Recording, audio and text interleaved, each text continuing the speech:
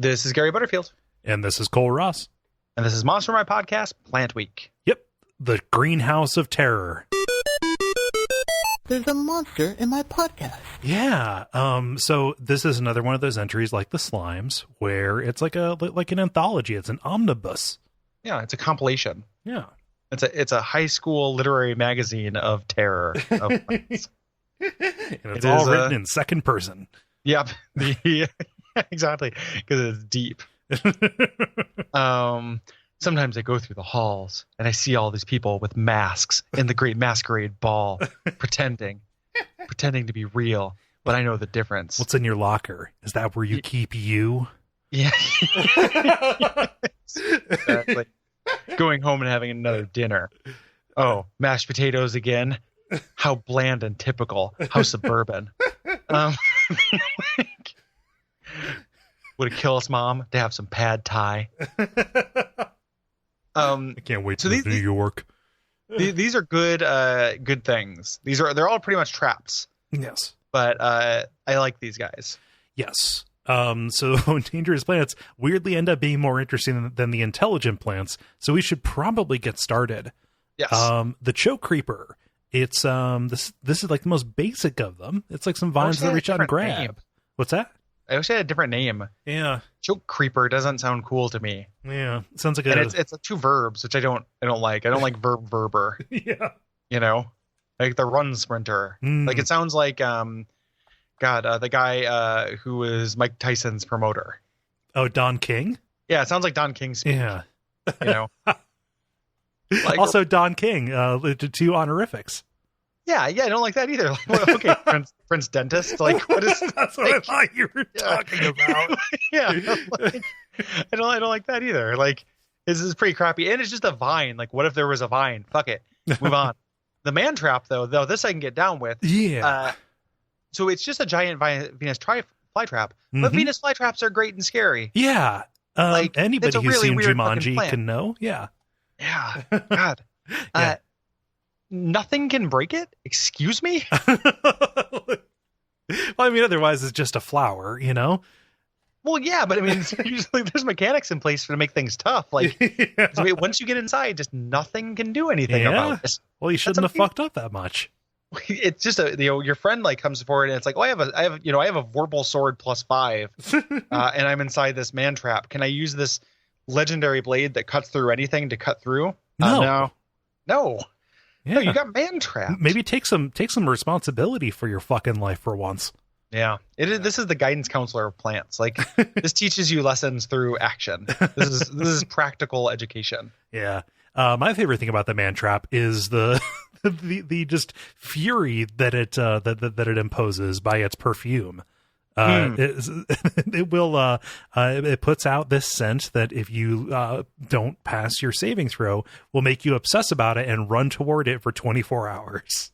And it doesn't make you think it's like a succubus or anything. It doesn't. Right. There's no illusion. It's like, man, what's inside there? What's inside that plant? God, I know. You know. It's like the Monty Hall like problem. Like get like three man traps, and then like one of them might have something good in it. Yeah. So pretty cool. And then you can harvest its ichor to make filters of love, because they actually, like, boy, I haven't thought about love potions and fantasy things from a modern lens in a long time, but that's pretty gross. Like, it's actually extremely bad. Yeah, it's morally questionable. Yeah, the morally questionable potion. Yeah. AKA. The wretch plant, also known as the stink palm. This is good.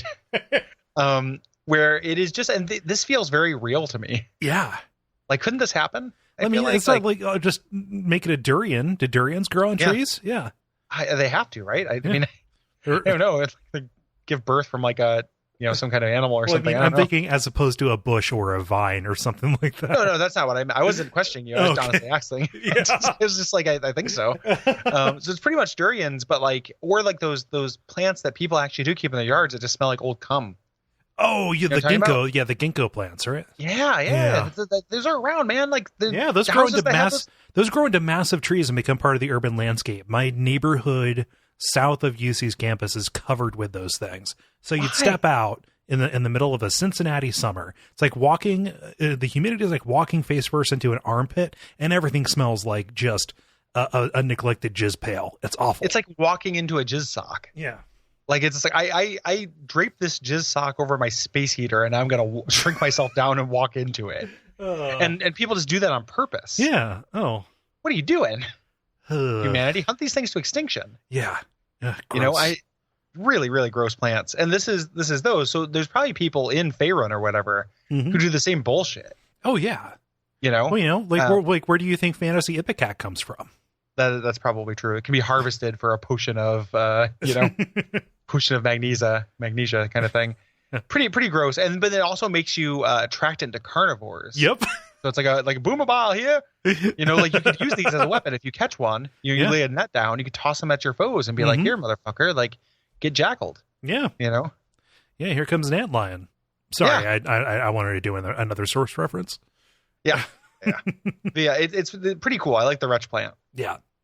The next two aren't that great. They're just different versions of trap plants. Well, it seems like that until the snapper saw is that 100%. It just has good berries and it traps you. The thorn slinger can't. Did you notice that because they sent out so many thorns, they can't miss? So like this thing's crazy. Where is the So since a large number of thorns are shot in a spread pattern on intended targets, being hit by one of the thorns is automatic.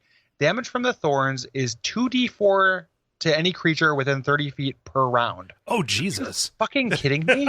This is the most deadly thing in this book. This is like a Terraskew level threat. Yeah, this is a Terraskew that might be growing in your backyard and you don't know about it. Yeah, you can't miss.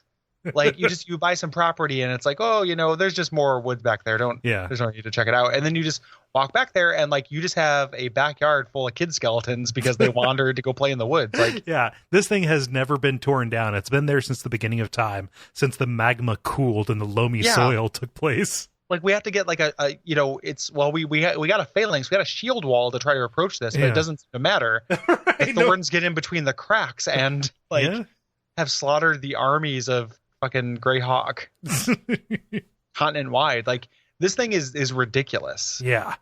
You should never make something not be able to miss. That seems like that should have been in the style guide for the Monstrous Manual. Yeah. And I was about to say, that should have been tested out.